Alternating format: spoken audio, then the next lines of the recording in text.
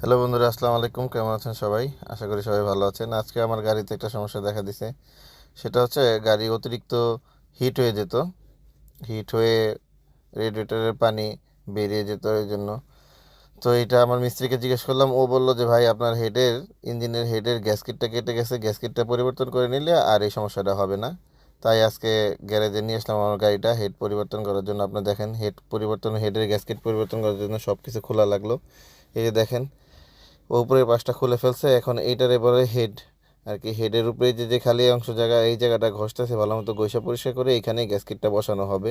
দেখেন এই জায়গাটা কিন্তু উঁচু নিচু থাকলে হবে না, এটা ভালো মতো ঘষা পরিষ্কার করে নিতে হবে। এই যে দেখেন কিভাবে কেরোসিন তেল দিয়ে শিরিষ কাগজ দিয়ে এটারে ঘষতে হবে। এখন এই ছেলেটা ঘষবে, এই দেখেন কিভাবে। তবে একটা কথা বলি, আমার কিন্তু এই কাজটা করতে একটা বিপদ হয়ে গেছিলো।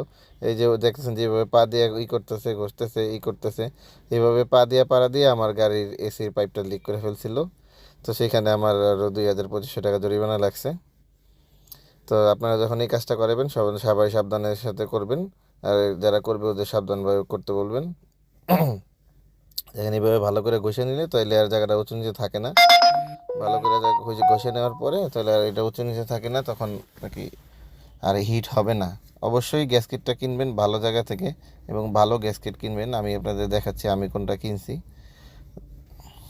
এই দেখেন, এই যে আমি টয়োটার এই গ্যাসকেটটা কিনছি। দেখেন এই আমার এই গ্যাসকেট যেটা, এটা এটা গ্যাসকেটটা হচ্ছে কার্বনের, আপনারা দেখতে পাবেন। দেখেন এই যে বের করলাম, এই যে পুরোটা কালো। আর একটা পাওয়া যায় এরকম মাঝখানে স্টিলের দেওয়া, ওইটা হিট হয়ে যায়, ওইটা ভালো না। আপনারা সবাই যখন কিনবেন অবশ্যই এই কার্বনের গ্যাসকেটটা কেনার চেষ্টা করবেন। হ্যাঁ, এটা কার্বনেরটা, এটা অনেক ভালো। আপনারা অবশ্যই এইটা কিনবেন। দেখবেন স্টিল কালার যেগুলো স্টিল দেওয়া থাকে ওইগুলো ভালো না। দেখেন এই যে এটা পুরোটা কার্বন এবং সফট।